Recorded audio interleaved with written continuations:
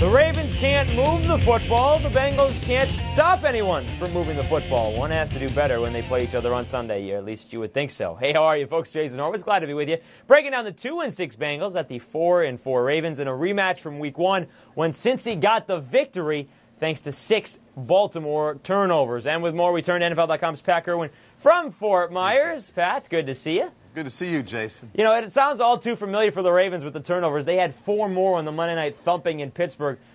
All of a sudden, the Ravens look old. They can't move the football. Steve McNair can't escape the pocket. Does that change a little bit when they play a terrible defense like the Bengals?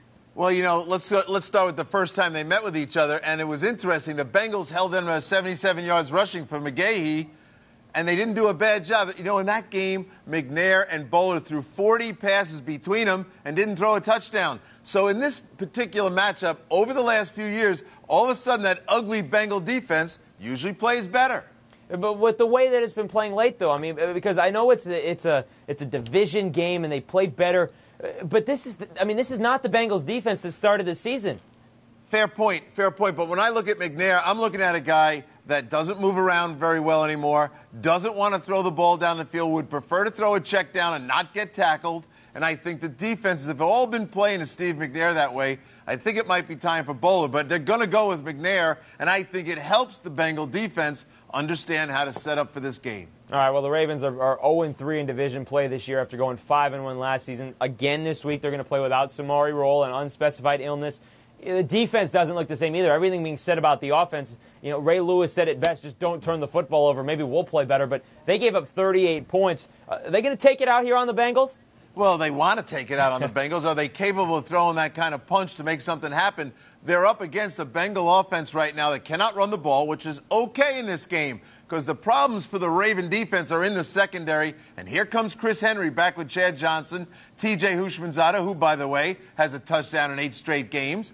You have a hard time setting up against that 3 wide receiver package if your starting corners can't go. And I look for the Bengals to put a lot of points on the board. But Carson Palmer's got to have time to throw the football, Pat. I mean, that is something Baltimore does against Cincinnati. They get after Carson Palmer.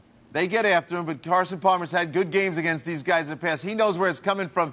When you have Chris Henry on the one side to stretch the football field, you can get all the slant routes, the double slant routes going, which come out of Carson Palmer's hand in a split second off the shotgun, so the rush won't get there. I like the opportunity to throw the short passing attack against the Raven defense and work that secondary all day long. All right, well, let's throw all those numbers into a computer and see what the computer thinks. 10,000 tests, all mathematical elements. It's our IQ score prediction, 10,000 predictions, and here's what it has for this game. The Ravens, 61% of the time, came out on top with the average score being 23 points. Now, I'm not sure where the computer got 23 points for the Ravens. I know you don't think the Ravens can score 23. Do you think they can win, though?